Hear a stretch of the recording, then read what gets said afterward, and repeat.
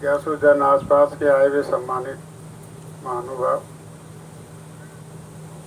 ये जो समय और अवसर हम लोगों को मिला, ये गुरु महाराज की दया का एक बहुत बड़ा हम लोगों पर उपकार है। जब गुरु महाराज की दया कुछ देने की होती है तभी वो अपने जीवों को बुला करके अपनी वस्तु देते हैं, अपनी दया का लाभ देते हैं। बाकी तो कितने सारे लोग हैं, दोपहर का वक्त है, कूलर पंखे चला करके आराम से अपनी नींद निकाल रहे हैं, लेकिन सोते सोते तो कई युग बीत गए और फिर भी सो ही रहे हैं। अगर हम लोग आज कूलर पंखे में विश्राम न करके थोड़ी देर के लिए घंटे 2 घंटे या गर्मी उमस के अंदर अगर मालिक की दया के वचन सुन करके हमारी आत्मा में कोई नई जागृति पैदा हो जाए, हमें मालिक की तरफ बढ़ने का रुझान मिल जाए, हमारे शरीर में कोई नई चेतना पैदा हो जाए, इस काल और जाल से अलग होने का हमें कोई रास्ता प्रेरणा मिल जाए, तो इससे बड़ी और दया मालिक की क्या होगी। इसलिए आज हम सब लोग मालिक के दया वचनों को सुनने के लिए जब यहाँ इकट्ठे हुए हैं तो हम बड़े भाग्यशाली हैं। ऐसी वस्तु किसी किसी को मिला करती है। संत सतगुरु के वचन सुनना बहुत मुश्किल है, बाकी तो सब काम आसान है। अगर यहाँ इसी सत्संग के नाम पर अगर और कार्यक्रम होता तो यहाँ पर ये टेंट क्या इतना ही लगता? इतना टेंट लगता कि 5-10 हजार आदमियों को बैठने की व्यवस्था करनी पड़ती। लेकिन उसके बाद में अगर पूछा जाता कि आज इतना सत्संग हुआ, उसमें मिला क्या, कोई कुछ कहने को तैयार नहीं। और आज इस सत्संग के बाद में जब आपसे कोई पूछेगा कि आज आपको क्या सुनाया गया, आपको क्या मिला, आपने क्या सीखा, तो आप तुरंत बता दो कि आज हमने ये सीखा, ये बताया और ये हमारे जीवन में हमने पहले कभी नहीं सुना। तो सत्संग का मतलब तो जीवात्माओं के जागरण का सत्संग होता है, जहाँ सत्संग असल में संत सतगुरु का होता है। जो गुरु महाराज अपने मुखारविंद से वचनों का जीवों के हित में उच्चारण करते हैं, जो उनके वचन बोझ और दया से फरमाए जाते हैं, सही और मायने में सत्संग तो वही है।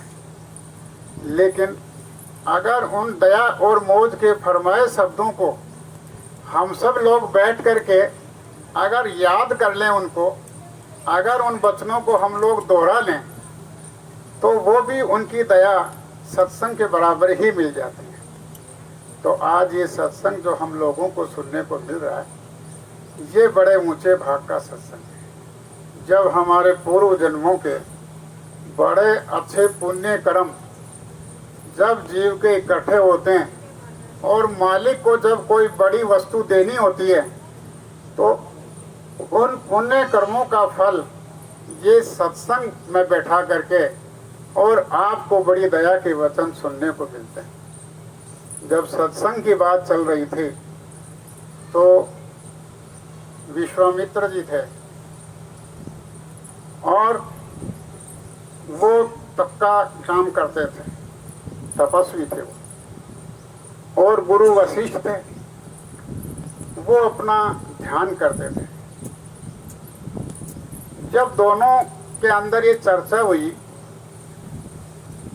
कि विश्वामित्र को ये हो गया कि मैं इतना बड़ा भारी तप करता हूँ, तो मेरे तप के सामने तो कोई चीज ठहर ही नहीं सकती। तो उन्होंने बताया कि तप का जो फल होता है वो सबसे ऊंचा फल होता है। गुरु वशिष्ठ थे, तो उन्होंने कहा कि ठीक है, मैं आपकी बात से सहमत हूँ, तप का फल बड़ा होता है, लेकिन सत्संग का फल भी कम नहीं होता है। मैं आपके तप को तो कम नहीं बताता हूँ, लेकिन इतना जरूर कह सकता हूँ कि सत्संग का फल भी कम नहीं होता है। अब बात दोनों की तुल गई। अब तुलने के बाद में इस बात का फैसला कौन करे, जो तप बढ़ा या सत्संग का फल बढ़ा। तो जो तप का फल जानता है और जो सत्संग का फल जानता है, वही तो उसकी परीक्षा करके बताए, तौल के बता दे कि भाई तब पढ़ा है। अगर एक मास्टर पढ़ा लिखा नहीं हो, अगर डिग्री लेकर के नहीं बैठा हो और उसको कहे कि कॉपी जांच दो, ये 10वीं क्लास की कॉपी है, तो वो पढ़ाई नहीं, तो क्या कॉपी जांच करेगा? कॉपी की जांच तो वही करेगा जो पढ़ाया हुआ है, जो उसको ज्ञान है, जो अनुभव है। तो इस बात को फैसला करवाने के लिए दोनों के दोनों जो धरती के 3 देवता हैं बड़े से बड़े, तो पहले देवता विष्णु के पास गए कि विष्णु जी हमारी ये दिक्कत है थोड़ी सी, अगर आप इसको निपटा दो तो हमारी शंका खत्म हो जाए, हमको शंका हो गई। तो विष्णु ने कहा कि ये मैं तो नहीं कर सकता, लेकिन तुम ऐसा कहो धरती में शेषनाग के पास चले जाओ और शेषनाग के पास जाकर के और उनसे कहो कि ये हमारी थोड़ी सी शंका हो गई दोनों को आपस में, ये हमारी शंका का निवारण कर दीजिए।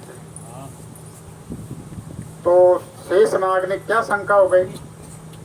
तो विश्वामित्र जी ने कहा कि भाई ये जो तप है, तप ही सबसे बड़ा है। गुरु वशिष्ठ कहते हैं कि सत्संग भी इससे कम नहीं है।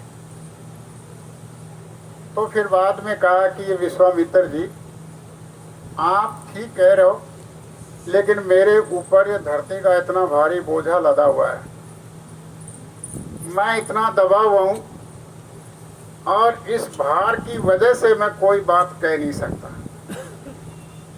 तो आप दोनों के दोनों मेरे इस भार को हल्का कर दो। हल्का कर दोगे तो मैं आपको आपके प्रश्न का उत्तर दे दूंगा।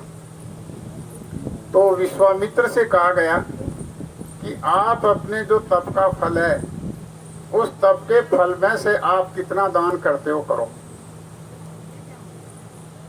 तो विश्वामित्र जी ने अपने तपस्या के फल में से कहा कि मैं अंश मात्र दान करता हूँ और शेषनाग जी के सिर पर से जो बोझा है वो हल्का हो जाए। लेकिन कुछ ही नहीं हुआ, हलचल ही नहीं हुई। फिर बाद में कहा कि मैं अपने तपस्या के फल में से 1/4 फल मैं दान करता हूँ, इनके सिर पर से ये धरती माता का बोझ हल्का हो जाए। फिर बाद में कहा कि मैं अपनी तपस्या के फल में से आधा फल मैं दान करता हूँ, इनको थोड़ा सा बोलने के लिए अवकाश मिल जाए। हल्की सी हरकत हुई लेकिन हल्का नहीं हुआ। अब जब आधा चला गया उसकी तपस्या में से, तो ये तत्काल विचार आया कि जब हल्की सी हरकत हुई, आधा चला गया, और अगर तो आगे बढ़ेगा तो तेरे पास में क्या बचेगा? तू हो सकता है खाली का खाली हो जाए और काम भी न बने, तो तू तो यहीं हार मान ले और आधा बचा ले, इसी में तेरी बुद्धिमानी है। अब कहा कि मैं तो थक गया, अब मैं आगे नहीं चल सकता, आप इनको भी देख लो। जब उनसे कहा कि गुरु वशिष्ठ आप भी अपना देख लो, तो गुरु वशिष्ठ ने जब वहाँ ऐलान किया कि मैं ज़्यादा तो कुछ नहीं कर सकता, लेकिन सत्संग का जो मुझे फल मिला है, उस फल में से मात्र अंश मात्र भी मैं दान करता हूँ, और ये बोलने के लिए भार मुक्त हो जाएं। जब उन्होंने इतना घोषणा किया, वो एकदम हल्का हो गए। हल्का हुए और बोलो अब क्या हुआ? तो विश्वामित्र जी कहते हैं कि फैसला करो। अरे तो फैसला क्या कराओगे मेरे से? फैसला हो गया, इनके सत्संग के अंश मात्र फल दान करने से मैं जब भार मुक्त हो गया, मेरे सिर पे कोई भार नहीं है, तो ये क्या फैसला कराओगे? फैसला तो हो गया, तुम्हारी तपस्या आधी खत्म हो गई, क्या मिला तुझे? तो कहने का मतलब है कि सत्संग एक ऐसा है कि जिससे हमारे ऊपर जन्म जन्मांतरों का कितना भारी बोझा, जाने अनजाने में, भूल में, गलती में, लापरवाही में हम लोगों ने भारी का भारी बोझा बना करके पोटली इकट्ठी कर रखी है। वो भारी की भारी पोटली सत्संग में बैठने से, गुरु की दया से वो सारा का सारा बोझ खत्म भी हो जाता है। अब बताओ सत्संग बड़ा क्या है? तो ये जीवात्माओं के जागरण का सत्संग है। इसलिए आपसे कहा जाता है कि जब कभी भी आप सत्संग सुनो, चित्त दे करके सत्संग सुनो, वहाँ जो सुनाया जाए उसको ध्यान से सुनो, सुन करके निकाल देना। ये कोई कथा वार्ता नहीं है कि भाई बाद में और सुन लेंगे, ये तो यही चलती रहेगी, यही चलती रहेगी। आज इस समय के ऊपर जो तुम्हें सुनने को मिलेगा, अगर कोई कहे कि 1 घंटे बाद में फिर सुना दो, वो चीज नहीं मिलेगी आपको। तो जो मिलता है आप उसको ग्रहण करने की कोशिश करो। तो गुरु महाराज हम सब लोगों को क्या समझा रहे हैं? इतने 116 वर्ष तक ये धरती माता पे रह करके गुरु महाराज ने हमारे साथ में कितनी मेहनत की। सर्दी गर्मी बरसात में घूम घूम करके रात और दिन नहीं देखा, भूख प्यास नहीं देखी, अपने शरीर का ख्याल नहीं किया, और हमारे दुख दर्द को दूर करने के लिए हमने जो मालिक से मांगा वो मालिक ने हमको दिया, और लेकर के हम लोग भूल गए मालिक को कि जो मिलना था वो तो मिल गया। जिसके औलाद नहीं हो रही थी उसको औलाद मिल गई, उसको फिर क्या चाहिए? अगर कोई गरीब है उसको धन मिल गया, उसको क्या चाहिए? धन मिल गया उसको, तो अब गुरु की क्या जरूरत है? तो ऐसे ऐसे लोगों ने गुरु महाराज से दुनिया का खूब मांगा और दुनिया का सारा सामान मिला, और सामान लेकर के लोग मालिक की दया का पूरा लाभ नहीं ले पाए, और फिर आज लोग पछता रहे हैं। आज इस लोगों का दुख हो रहा है, मलाल हो रहा है कि वो चीज मालिक के रहते हुए हम कमा लेते, मालिक की दया का लाभ ले लेते, इस शरीर को जीते जी छोड़ने का काम कर देते।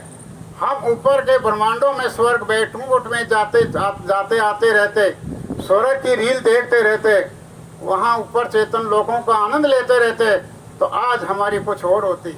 लेकिन वो चीज न लेकर के हमने गुरु महाराज से भी दुनिया की नाशवान चीजों की मांग की, और नाशवान चीजों को मांग करके इस नाशवान दुनिया में ही हम लोग फंसे रह गए। आज जब वो कर्मों का बोझा ऊपर आता है तो फिर बिलबिलाते हैं, चिल्लाते हैं कि गुरु महाराज दया करो, गुरु महाराज दया करो। लेकिन वो तो दयालु हैं, वो तो दया करेंगे ही। वो तो जो जय गुरुदेव नाम को पुकार करके और कुछ भी कहेगा मालिक से अपने दुख दर्द की बात को, तो उसको तो मालिक अपनी दया का लाभ देंगे। अगर जय गुरुदेव नाम को बोल करके अगर आप लोग पुकार करोगे और आपको फिर दया का लाभ न मिले, तो इसका मतलब जय गुरुदेव नाम तो झूठा हो जाएगा। तो ऐसा नहीं है। जो कहीं भी आप जंगल में, पहाड़ में, गुफा में, कंदराओं में कहीं भी जाकर के अपने दुख दर्द तकलीफ परेशानी के अंदर आप अगर मालिक के नाम को पुकारोगे अपने अंतर मन आत्मा से, तो मालिक की दया तत्काल आपके पास में पहुंचेगी। आपके पुकार करने की देर होगी, लेकिन दया मिलने में आपको देर नहीं लगेगी। ऐसे समर्थ मालिक की दया आज भी सब लोगों को मिल रही है, पहले भी मिल रही थी।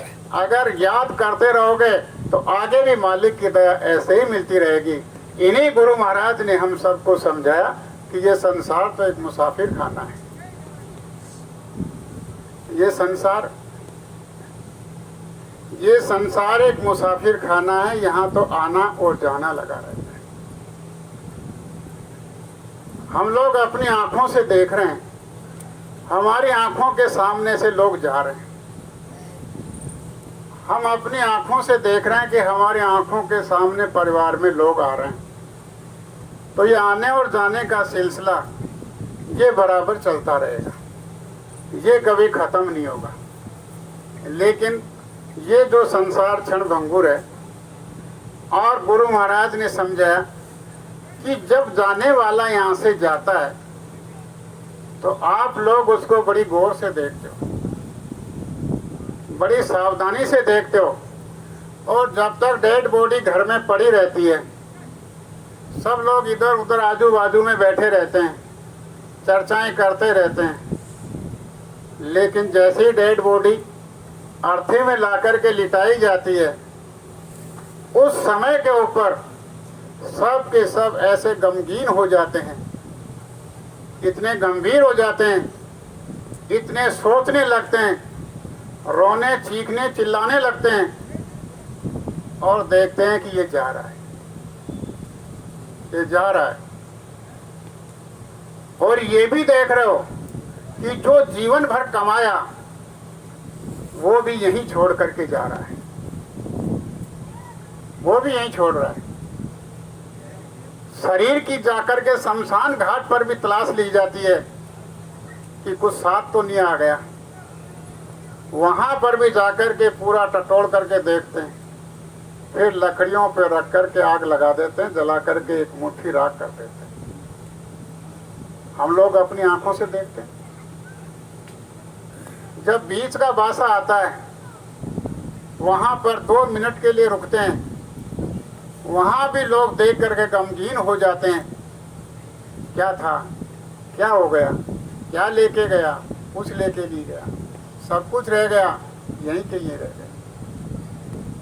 फिर जाकर के शमशान में उसको रख देते हैं। और जब लकड़ियों पर रखने के बाद में जब आग लगाई जाती है, सब लोग खड़े खड़े विचार करते हैं कि ये क्या हो गया।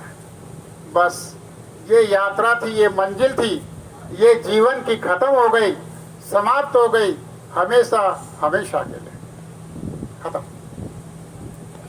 सब लोग वापस घर पर आते हैं और घर पर आने के बाद में जैसे हाथ मुंह धो करके और फिर वो माया का पर्दा सब पे पड़ जाता है और वो वैसे की वैसे उसी रंग में रंग जाते हैं।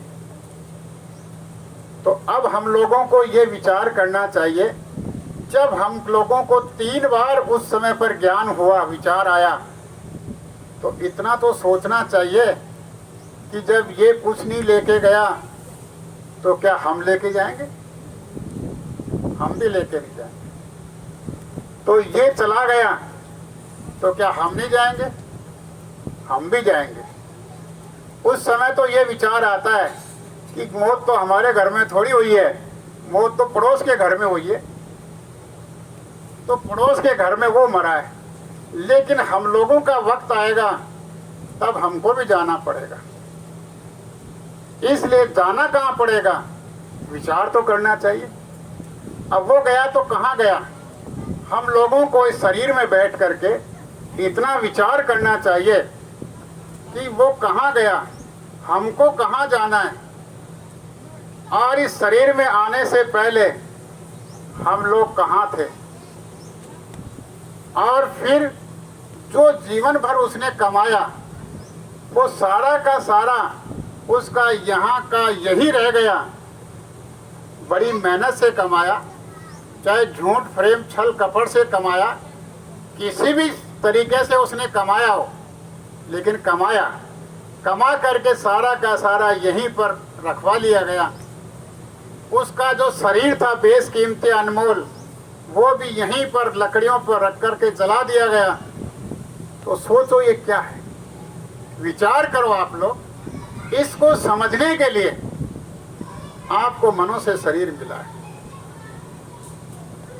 ये चीज ज्ञान करने के लिए, इस चीज का बोध करने के लिए आपको मनुष्य शरीर मिला है।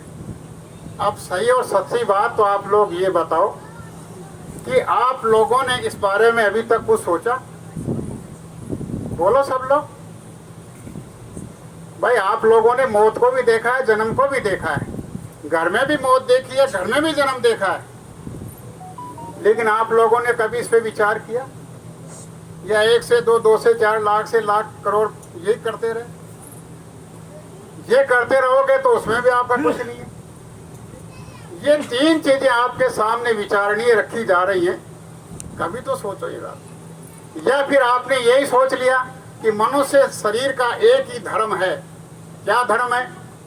कि खा लिया और सो लिया और परिवार को बढ़ा लिया, यही धर्म है। अगर आप लोग इसी को सब कुछ मनुष्य का कर्म मान रहे हो, इसी को मनुष्य का धर्म मान रहे हो, तो कौन सी योनि में आपने ये काम नहीं किया, ये बताओ। आपकी 84 लाख योनियां हैं।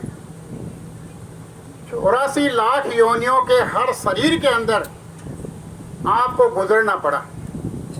हर शरीर में से होकर के आप आए और उसके बाद में आप मनुष्य योनि में आए। तो अगर आप जानवर की योनि में से निकल करके आए तो क्या जानवर खाते पीते नहीं है? क्या जानवर सोते नहीं है? क्या जानवर अपना परिवार को नहीं बढ़ाते? वो भी तो कर रहे हैं ये काम। और पशु पक्षी को देख लो, वो भी अपना काम यही कर रहे हैं। वो भी खा रहे हैं, सो रहे हैं, परिवार को बढ़ा रहे हैं। पेड़ पौधों को देख लो, वो भी यही काम कर रहे हैं। जब 84 लाख योनियों के जितने सारे शरीर हैं उनमें सब में यही काम हो रहा है, और वही काम अगर मनुष्य योनि में आकर के भी आप लोग कर रहे हो तो फिर मनुष्य शरीर को पाने का मतलब क्या निकला?